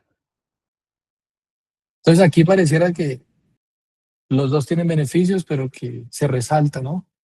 De pronto el beneficio de EMPA en esos con falla cardíaca, ¿sí? Sin embargo, faltan más estudios, Esto hay que cogerlo con pinzas, porque ellos tampoco se atreven a decir que EMPA sea mejor, ¿no? Conclusión, más estudios. Pero esto es un metaanálisis, ¿no? Un metaanálisis de 3 estudios. Bueno, solo se necesitan 2 estudios para hacer un metaanálisis, ¿no? Aquí hicieron un metaanálisis con 4, 1, 2, 3, con 5 en este desenlace. El MACE, aquí todas las causas de mortalidad, incluyeron 3 estudios, con unos intervalos que ni siquiera vale la pena mencionar, ¿no? Casi que se va al infinito el intervalo. Así serán de buenos esos estudios, que vean ese puntico, ¿no? Y el mejor estudio fue el cuadrito rojo. O sea que todos los resultados del metaanálisis están jalonados por el primer estudio. Los otros 2 no aportan nada. Demasiado imprecisos, los 2 de abajo. Y este metaanálisis, por eso el diamante, casi que coincide con el cuadrito rojo, ¿no? Por eso los metaanálisis les dicen los metabasura. Hay que analizarlos con mucho cuidado y los investigadores nos dicen pilas con los resultados porque no es un metaanálisis como tan fuerte, ¿no? Aquí 2 estudios que jalonan, pero es que vean los otros estudios con esos intervalos tan largos. De 0, 1, imagínense, hasta 4 el intervalo de confianza. Nadie le cree al estudio, nadie le cree. Profe, qué pena, ahí en el chat, un Otro. compañero puso otro y yo 1. A ver si de pronto eso sí pueden. Pero el metaanálisis nos ayuda, ¿no? EMPA y DAPA, desenlaces en falla cardíaca. Un estudio de cohorte. Entonces yo les pregunto, ¿qué es mejor, el ensayo clínico o el estudio de cohorte? De lo que ustedes han visto. No, siempre en la escala de Gray, en la clasificación de la evidencia, el ensayo clínico aleatorizado está por encima del cohorte. Pero mira que ningún ensayo clínico fue capaz de responder la pregunta. Y Pero un según estudio la de cohorte clasificación, sí. pero Mira, según los grades está por encima ¿será? el ensayo clínico. Sí, ¿Será? estoy segura. Bueno, eso puede ser muy discutible y no me quiero meter en terrenos pantanosos, ¿no? Y tanta controversia. Pero si un estudio de cohorte me responde a mi pregunta, esto es mejor que el ensayo clínico. Ah, Porque el no, ensayo obvio. clínico ni siquiera existe. Pues Que no lo han hecho. obviamente, pero pues si uno ya como que mira la literatura así como muy cerrado solo a eso, en la clasificación está por encima el ensayo clínico, pero pues va de segundo el cohorte. Lo último que uno encuentra ya es como la experiencia personal, los ensayos, Los reportes de casos. los reportes de casos y eso. ¿Tú sabes que el ensayo clínico le dicen el ensayo cínico? Uy, no, esa no me la sabía. Le dicen el ensayo cínico controlado. Porque hay que ser muy cínico para comparar EMPA contra placebo. ¿No lo podían comparar contra metformina? ¿No? O contra, no sé, agua en ayunas con bicarbonato y limón. Algo así, ¿no? Pero le dicen el ensayo cínico. Porque usualmente los pacientes de los ensayos clínicos no existen en la vida real. No existen. Porque como controlan todas sus variables, pues son pacientes que uno en la práctica clínica difícilmente puede ver. Pero los estudios de cohorte incluyen pacientes de la vida real. Porque ellos ya están viviendo su mundo y consumiendo sus medicamentos con los problemas de dispensación, cuando se les olvida, cuando fuman, cuando dejan de hacer ejercicio, ¿no? Y por eso el título dice efectividad, no eficacia, porque ya sabemos que la eficacia se evalúa en condiciones ideales, pero esto se evalúa en condiciones reales, ¿no? Entonces estoy de acuerdo, este fue un estudio de cohorte, que nos puede ayudar a responder la pregunta. ¿Sí? Desenlaces, lo que nos importa. Desenlaces cardiovasculares, ¿no? Compuestos, infarto, stroke, muerte cardiovascular, falla cardíaca. ¿Listo? Admisiones por falla cardíaca. Eventos renales serios. Bueno, terapias de reemplazo renal, muertes por falla renal, hospitalización por...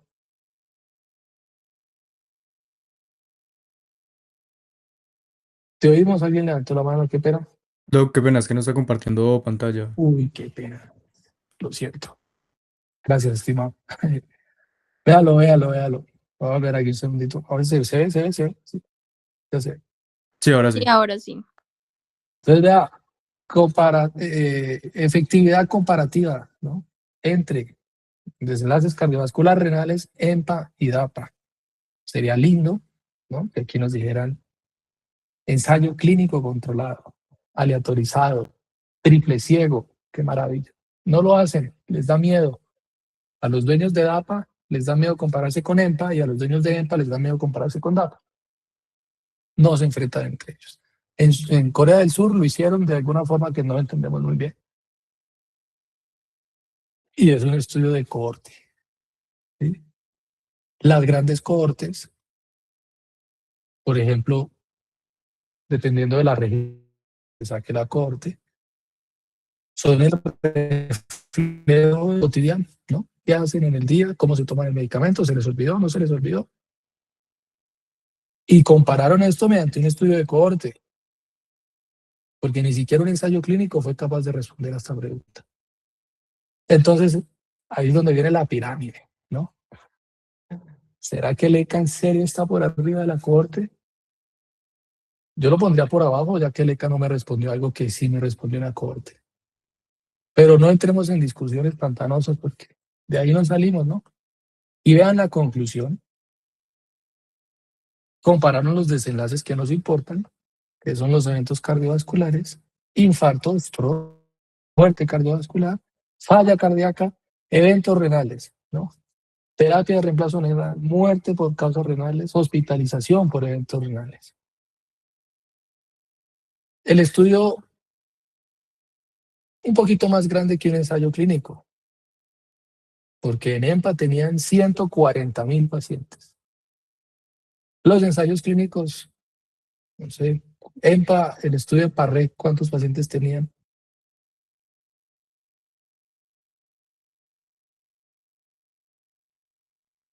¿Cuántos pacientes tenía el Parrec en el grupo EMPA?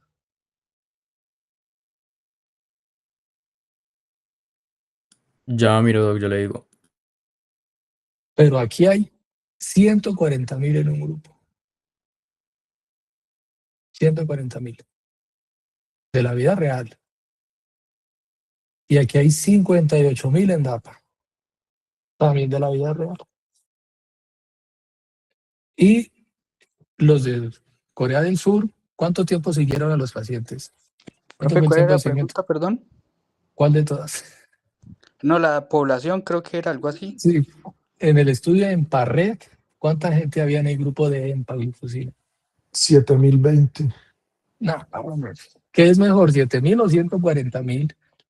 No, pues, Ah, ¿qué es mejor, entonces yo no comer entiendo. huevo con arepa o hamburguesa? ¿Cómo la ven? Entonces yo todavía me cuestiono si de verdad el ensayo clínico es mejor que un estudio de cohorte, partiendo de esto, que allá hay 140,000 personas en EMPA, y en el otro hay 58,000. Ningún ensayo clínico podría hacer esto, ninguno. Ningún investigador va a reclutar a 140,000 personas y los va a poner a tomar EMPA. Y no solo eso, los de Corea del Sur con el estudio que compartieron, ¿no? ¿Cuánto tiempo lo siguieron? Un año, ¿no? 52 semanas, un año. Sí. Y eran solo 300. Bueno, aquí hay 200,000 pacientes en el estudio y los años desde que se inició la terapia fueron 5 años, ¿no? 5 años de tratamiento. Y ellos analizaron el primer año. El estudio de Corea llegó hasta aquí. Y hasta este punto, la diferencia de riesgos era 0. Después se fueron al año 3. Por aquí, la diferencia de riesgo era 0.1%. Y después se fueron a los 5 años y la diferencia de riesgo era 0.2, ¿no? Y creo que DAPA, que es el rojo, quedó por abajo, o sea, con menos incidencia. Después de 5 años, quedó más bajito. Menos eventos de esto, ¿no? De eventos cardiovasculares mayores. Falla cardíaca. 1 año de seguimiento, una línea está sobre la otra. 3 años de seguimiento. EMPA está por arribita, ¿no? Diferencia de riesgo, 0.1. Esta diferencia es casi que inexistente. Al final, falla cardíaca, incidencia acumulada de falla cardíaca en EMPA. ¿Quiénes tenían más falla cardíaca? ¿EMPA o DAPA? Al final del estudio.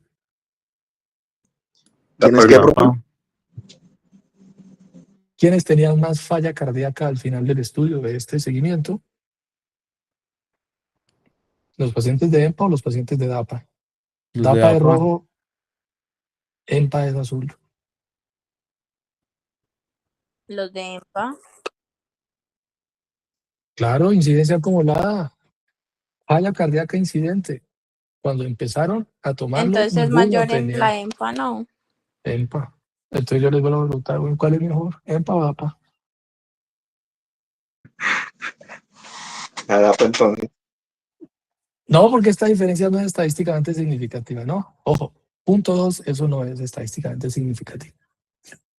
Una línea está montada sobre la otra. Vámonos al otro de los enlaces.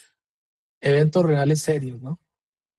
Muerte por falla renal, terapia de reemplazo renal, o sea, los que terminan en diálisis o los que se hospitalizan por falla renal. Incidencia acumulada de eventos renales. Diferencia de riesgo. Al año, 0,1. A los 3 años, 0%. A los 3 años el riesgo era el mismo en los dos pacientes, en los dos grupos. Al final, 5 años, 2 puntos. Entonces, pues, se los dejo a criterio suyo, de ustedes. Ustedes verán qué van a escoger. Si EMPA o DAPA. Y después nos presentan la conclusión del estudio, ¿no? Conclusión. Este estudio de cohorte con 200.000 pacientes, con un periodo de seguimiento de 5 años, demostró que no hay diferencias entre EMPA o DAPA para falla cardíaca, eventos renales serios. Claro, los estudios de cohorte tienen limitaciones también, pero tienen una ventaja también, que es que le permiten incluir, no sé, 200.000 pacientes. Yo no conozco el primer ensayo clínico controlado que haya incluido toda esa gente. No lo conozco. Y no creo que nunca vayan a hacer un ensayo clínico controlado de verdad entre estos dos. Pero este estudio de cohorte dice que los resultados son comparables. ¿Quedó claro? Entonces la guía pues nos da la opción de poner los dos. EMPA o DAPA. Ellos no se casaron con ninguno. ¿Me siguen? Aquí los conocemos. Las biguanidas, los DPP4, los GLP, los ISGLT2, los análogos de insulina, las terapias combinadas con inyectables, o sea, GLP insulina, ¿no? Y los agonistas duales de última generación como tercipatil, ¿sí? Productos disponibles en el país, estos, con su respectivo mecanismo de acción. Eso es fármaco básica, entonces igual en la guía está el mecanismo de acción, con su eficacia para disminuir los niveles de hemoglobina glicosilada. Obviamente todo lo que tenga insulina pues es lo que más va a disminuir, ¿no? Todas las insulinas son las que más disminuyen, son los hipoglicemiantes más eficaces. ¿Listo? Entonces esto lo sacan de la guía, estimados. Esto sí, pues no tiene sentido que les lea una tabla. No, que tengamos discusiones así en PAUDAPA. Bien. Y después sus efectos en la hipoglicemia, en el peso, los desenlaces cardiovasculares, ¿no? Y aquí dicen beneficio en falla cardíaca, EMPA, DAPA, CANA, ¿no? Beneficio en población con enfermedad cardiovascular establecida, lo que ustedes decían, pero es que se lo compararon contra placebo Y es que la otra mitad no tenía eso, ¿sí? Pero si de verdad EMPA es mejor, ellos en la guía, y lo van a leer, ¿no? Ponga primero EMPA y después DAPA. Sí, es que eso es lo que dice la guía, ¿sí? Tengan cuidado con las tasas de filtrado, ¿listo? De los medicamentos. Bueno, hay medicamentos que no se pueden usar, están contraindicados en las tasas de filtrado, entonces aquí dicen médicos, cuidado con las consideraciones de la tasa de filtrado, ¿listo? Entonces esta tablita es la ADA, pero según Colombia y los datos que tenemos, ¿no? Para Colombia. Contraindicaciones, efectos adversos, lo mismo que aparece allá en la ADA para todas estas, ¿sí? Bien, precio, bueno, muy costoso, no tan costoso, ¿no? Un signo de pesos, barato. Liberación extendida de metformina, mucha plata. Ahí tiene 2, ¿listo? Entonces ahí sale el costo de las terapias. Esto es importante que sí lo tengan en cuenta, estimados, ¿sí? La eficacia de los medicamentos GLP para bajar de peso, ¿sí? ¿Cuánto es el porcentaje de pérdida de peso? ¿No? ¿En qué porcentaje de pacientes? ¿Sí? No es lo mismo decir que aquí el 33% de los pacientes pierden que el 50% pierden acá esa cantidad de peso. ¿Listo? Con los diferentes esquemas. Y por allá aparece la exenatida, que yo les decía que esa nunca había demostrado ningún beneficio cardiovascular, ¿no? Pero sí es importante saber cómo se titulan los GLP. Entonces las guías, la misma guía colombiana dice, vea, ojo que la dosis de diabetes, ¿no? Es diferente a la dosis de obesidad. Entonces ellos ponen aquí 3 estrellitas. Dosis aprobadas para el manejo de la diabetes. ¿Listo? Porque la dosis de obesidad puede ser diferente. En base a qué, a los ensayos clínicos controlados que hicieron, ¿sí? Entonces miren que toca ir titulándolo. En esta semana un paciente, ni siquiera paciente, conocido, oiga, quiero bajar de peso. Entonces le dije, hagámosle con semaglutida, ¿no? Un buen medicamento, ¿listo? Para bajar de peso. Los estudios demuestran que baja de peso. Y además que tiene la ventaja de que viene por vía oral, ¿no? Porque él tenía miedo a las inyecciones. Entonces, arranquemos por 3. Fue y compró la de 7 miligramos. Se había tomado 2 tabletas. O sea, una hoy.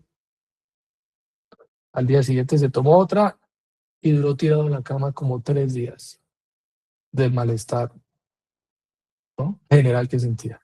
Náuseas, vómito, estreñimiento, hipoglicemia porque dejó de comer, porque cero apetito. Conclusión, uno no puede arrancar con esas dosis. ¿Listo? Y el paciente que lo conozco, pues no aguantó ni 2 días de 7 miligramos. Toca ir titulándolos, ¿sí? Entonces tengan en cuenta esta titulación con los GLP, porque ustedes se la dan de magos ahí, se van con una dosis muy alta, el paciente les va a abandonar la terapia. Eso ya se sabe. Los pacientes no aguantan las dosis altas de los GLP, siempre de menos a más, ¿no? Siempre de menos a más. A veces uno los sube y toca devolverlos porque ni siquiera aguantan ese cambio, ¿sí? Cuando es para obesidad, durante mucho tiempo había una recomendación que decía que el GLP tocaba suspenderlo después de que los pacientes no bajaran de peso. Hoy en día esa recomendación cambió y es, así el paciente no baje de peso, déjeselo. Déjele el GLP. ¿Sí? Y eso pues es un cambio importante dentro de las guías de manejo, ¿sí?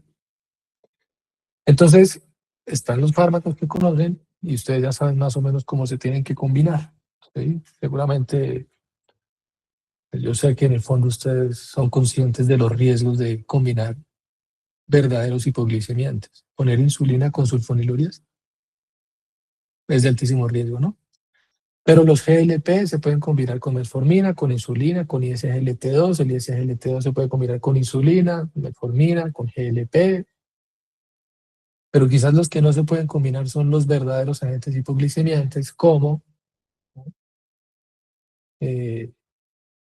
las sulfonilurias con insulinas, porque los dos producen una hipoglicemia importante, o fármacos que tengan efectos de incretina, como un GLP con los de PP4. Eso tampoco es adecuado.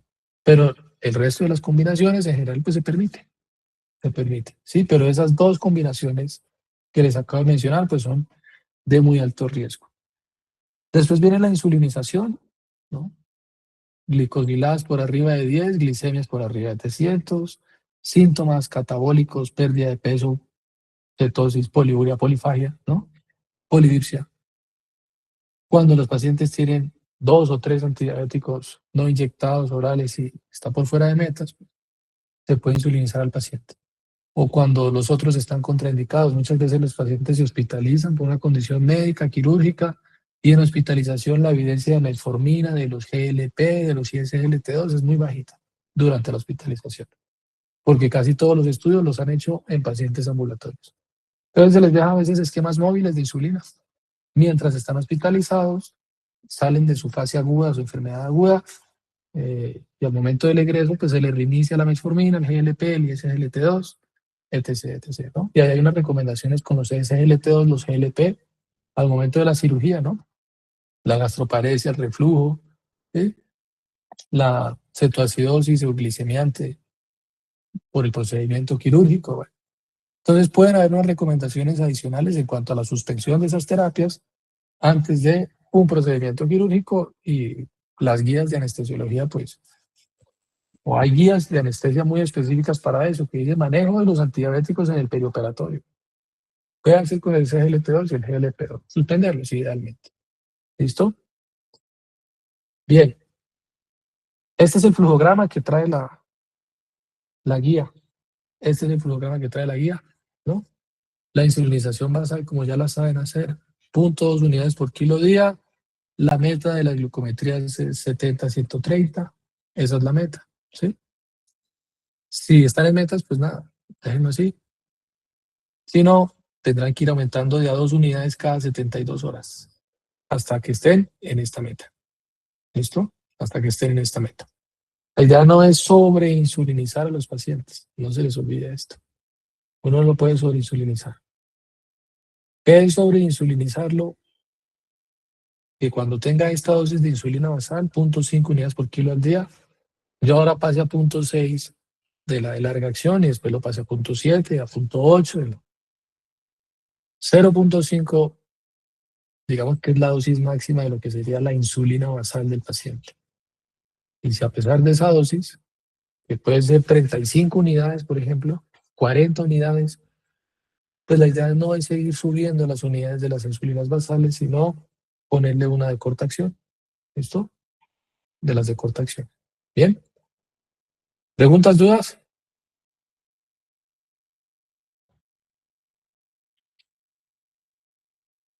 ¿Todo claro? El seguimiento, bueno, es el mejor examen para seguir a los pacientes.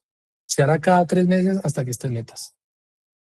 Una vez estén metas, cada 6 meses.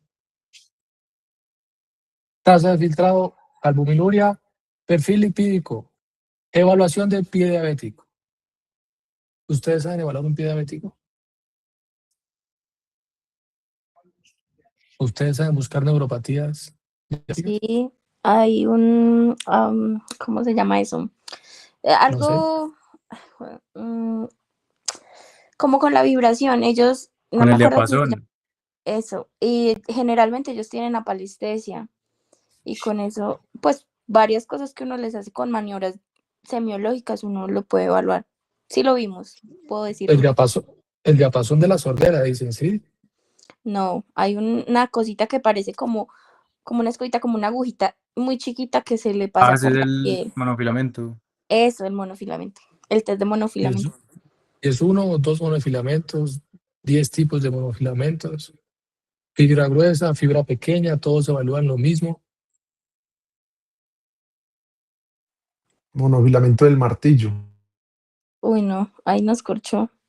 Los veo como dudando mucho de cómo evaluar el pie diabético, y la guía dice, evalúe el pie diabético una vez al año. Pero sí, el diapasón, ¿no? Puede ser el diapasón de la sordera con los que hacen las pruebas en otorrino. O puede ser un monofilamento, pero es que hay demasiados, hay muchos filamentos para hacer la evaluación. Y uno puede evaluar fibras pequeñas, fibras grandes, y no necesitar el mismo monofilamento, ¿no? Bueno, entonces un voluntario para el otro jueves hay clases, sí. Un voluntario que nos diga cómo se evalúa un pie diabético. María, ¿tú? Yo lo busco. Uy, ¿Ves? pero profe, una amiga de María Jimena.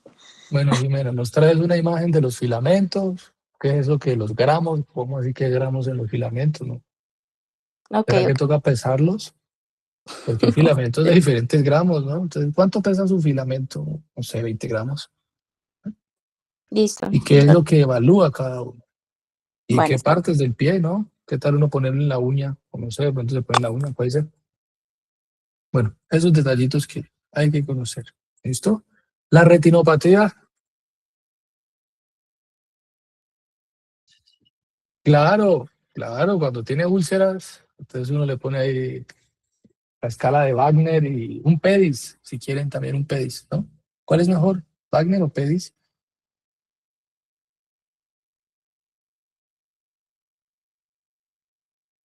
Bueno, otro voluntario que nos hable de la escala de PEDIS. Ahí apareció pinchado, PEDIS. ¿Para qué sirve PEDIS? No, la más importante de todas. O no sé, lo que nos diga, de pronto Wagner es mejor. PEDIS, la escala de PEDIS. ¿Listo? Pinchado ya quedó ahí matriculado. Y el riesgo cardiovascular, ya son expertos. Les voy a robar 2 minuticos de su tiempo porque yo sé que la clase es hasta las 7:30. No se les olvide que a algunos pacientes toca mandarlos a cirugía, siendo diabéticos. Y usted no puede ser el médico general que no le dé la orden para el programa de cirugía bariátrica. Entonces, cuando los pacientes tienen índices de 40, sin importar cómo esté el azúcar, tiene que mandarlo. ¿Listo? Hay que mandarlo. Es diabético y no, su hemoglobina glicosilada está en 6, pero tiene ese índice, mándelo al programa de cirugía bariátrica del asegurador, la IPS, EPS. Tienen que remitirlo. Y hay otras indicaciones, ¿no?, de remitir al paciente cuando no tienen 40 y están entre este rango, ¿sí? Y ahí no hay control glicémico a pesar de todas las estrategias farmacológicas optimizadas a las máximas dosis, máximas toleradas. Y no, paciente no, nada. Mándelo, que es que no me quiero operar. Yo cumplo con mandarlo, señor. Vaya. ¿Listo? Porque pues hay que prevenir su muerte, su infarto, su hígado graso y todas las complicaciones derivadas de la obesidad. ¿Sí? Aquí de pronto es más, un poquito más relativo, ¿no? Pero siempre piensen en eso. Remisión para algunos pacientes diabéticos a la cirugía bariátrica. Eso lo cubre la EPS o bueno, el PBS, el plan de beneficios. ¿Listo? Así como se remiten a la cirugía de hipertensión, porque la clase pasada se dieron cuenta que hay unas hipertensiones que se pueden operar, ¿no? O como cuando operan la tuberculosis, ¿no? Indicaciones quirúrgicas de tuberculosis, ¿no? La tuberculosis también se puede operar. Bien, entonces hay unas indicaciones ahí quirúrgicas de los pacientes. Y una definición que todo el mundo conoce, ¿no? La diabetes en fase de remisión. Glucosa en metas durante 6 meses sin terapia farmacológica. Entonces este concepto pues está muy de moda, ¿no? Paciente con diabetes pero que entró en remisión. Está de moda ahora, ¿sí? Pero la primera vez que yo leí un artículo de esto fue por un artículo publicado en el 2004, que decía que los pacientes abandonaban sus terapias farmacológicas y seguían en metas. Entonces, pues no es tan nuevo el concepto, pero está como muy de moda ahora. ¿Listo? Y se acabó, estimados. Entonces quedan por ahí unas presentaciones, la tablita básica, pues que 3 diapositivas que hay que aprenderse prácticamente que de memoria, ¿no? Esto.